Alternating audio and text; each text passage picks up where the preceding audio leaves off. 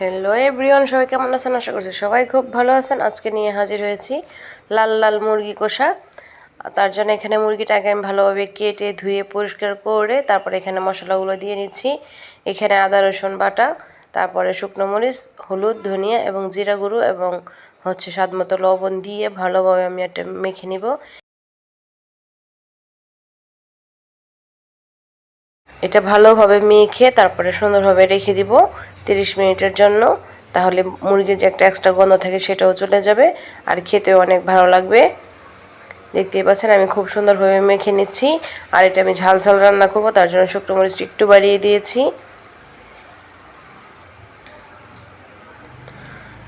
যদি ঝাল ঝাল মুরগি খেতে চান তাহলে এই প্রসেসটা ফলো করবেন, তাহলে খুবই ভালো লাগবে। লাল লাল ঝাল ঝাল মুরগির মাংস রান্না। আর ওইদিকে একটা প্যান বসিয়ে দিলাম। প্যানটা গরম করে আমি তেলটা দিয়ে নিচ্ছি। তেলটা আমি গরম করে নিব।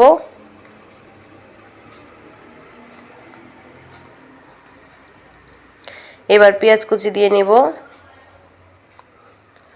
পেঁয়াজটা সুন্দরভাবে ভেজে নিব।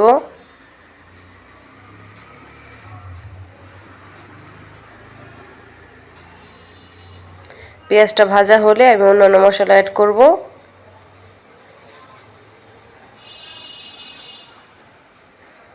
এখানে আদা রসুন বাটাটা দিয়ে নেব। আর আদা রসুন বাটাটা খুব সুন্দরভাবে দিয়ে তারপরে আমি নাড়াচাড়া করে ভেজে নেব, যেন আদা রসুনের যে এক্সট্রা গন্ধ থাকে সেটা চলে যায়। পেঁয়াজটা মোটামুটি আমার ভাজা হয়ে গিয়েছে। এবার আদা রসুনটা দিয়ে নিচ্ছি।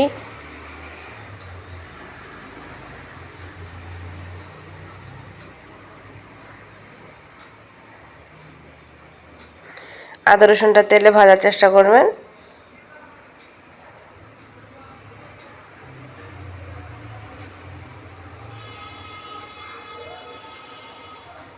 এবার আমি স্বাদমতো লবণ দিয়ে নিলাম। এটা ভাজা হলে আমি 1 চামচ শুকনো মরিচ, ধনিয়া, হলুদ এবং জিরা গুঁড়ো সবগুলো মশলা আবার দ্বিতীয়বার দিয়ে নিব।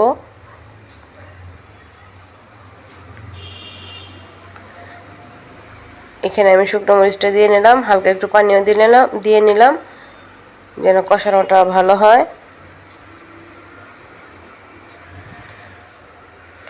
এবার দিয়ে নিলাম হলুদ।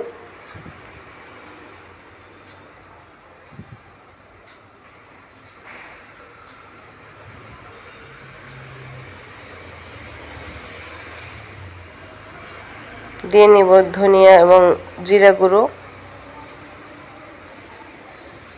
মশলাটা সুন্দরভাবে আমি কষিয়ে নিব। এই মশলাটা যত ভালোভাবে কষাবেন আপনার রান্নাটা খেলে ততই ভালো লাগবে।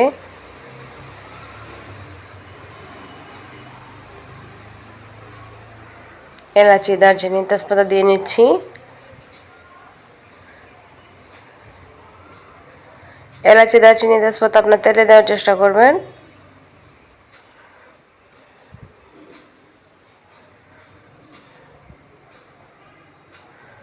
দেখতে পাচ্ছেন মশলাটা কষাতে কষাতে অনেকটা তেল ছেড়ে দিয়েছে।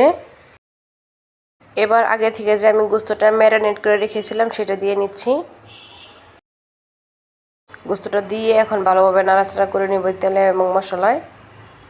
আর ম্যারিনেট করার পর গোস্তটা দেখতে পাচ্ছেন কতটা সুন্দর লাগতেছে আর খেতেও ভীষণ মজা লাগে এইভাবে করলে। ব্রয়লার মুরগি রান্না করার সময় এই প্রসেসটা ফলো করবেন, তাহলে আপনার রান্নাটা হবে অথেন্টিক স্বাদের এবং পারফেক্ট একটি রান্না, যা খেয়ে সবাই পাগল হয়ে যাবে। কষাতে কষাতে অলরেডি দেখেন তেলটা ছেড়ে দিয়েছে। মাশাআল্লাহ, কতটা লোভনীয় মনে হচ্ছে। এই প্রসেসটা ফলো করলে এরকম একটা লাল লাল তরকারি খেয়ে ফেলতে পারবেন। ব্রয়লার মুরগির রান্নাটা স্পেশাল হবে যেইভাবে আমি রান্না করেছি। যদি খান তাহলে আর কখনো ব্রয়লার মুরগি খেতে আপনাদের খারাপ লাগবে না। সেম এই প্রসেসে রান্না করে খেয়ে দেখবেন। এই রান্নাটা একদম দুর্দান্ত স্বাদ হয়। দেখতেই পাচ্ছেন কতটা লোভনীয় একটা কালার হচ্ছে। এটা খেতেও সেই লেভেলের একটা মজা হবে। এবার আমি একটু পানি দিয়ে নিলাম। আমার যতটুকু পানি লাগবে আমি দিয়ে নিচ্ছি।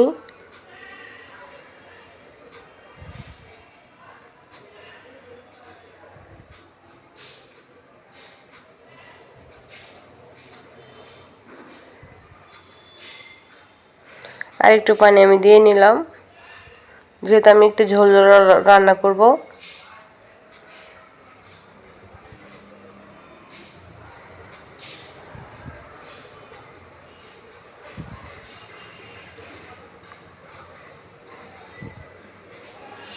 এবার আমি এটা ঢেকে রেখে দেবো এবং হাই হিটে জালটাও দিয়ে নিব।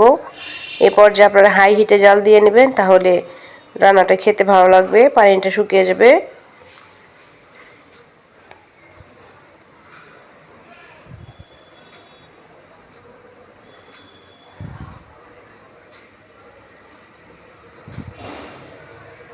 এবার ঢেকে রেখে দিলাম, দেখতে পাচ্ছেন মোটামুটি অনেকটাই পানি শুকিয়ে গিয়েছে।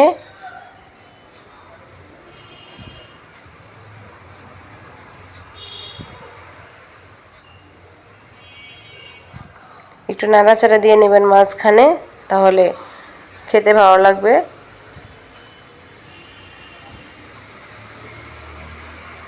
যে কোনো রান্নার মাঝখানে একবার নাড়াচাড়া দিয়ে নেবেন, তাহলে রান্নাটা খেতে একদম দুর্দান্ত হবে।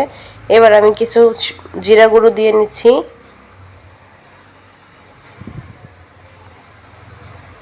জিরা গুঁড়ো দেওয়ার পর আরও 10 মিনিট রান্না করব এটা।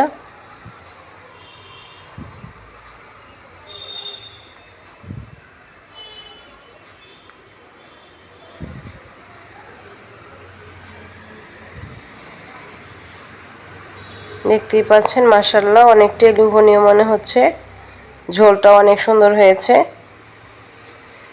এই ঝোলটা দিয়ে অনেক খেতে ভাত অনেক ভালো লাগবে,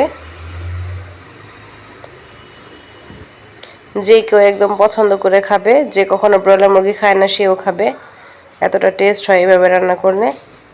রেসিপিটি আশা করছি আপনার কাছে ভালো লেগেছে। ভালো লাগলে লাইক কমেন্ট শেয়ার সাবস্ক্রাইব করবেন, পাশে থাকা বেল আইকন অন করে রাখবেন, যেন নিত্য নতুন রেসিপিগুলো আপনাদের কাছে সহজে পৌঁছে যেতে পারে। এই তো মাশাআল্লাহ আমার তরকারিটা হয়ে গিয়েছে, এখন আমি এটা তুলে ফেলবো। জালটা আমি অলরেডি অফ করে দিয়েছি, দেখতে পাচ্ছেন কতটুকু ঘনত্ব অবস্থায় আমি রেখে দিলাম। আজ এ পর্যন্ত সবাই ভালো থাকবেন। আসসালামু আলাইকুম ওয়া রাহমাতুল্লাহি ওয়া বারাকাতুহু। আল্লাহ হাফেজ।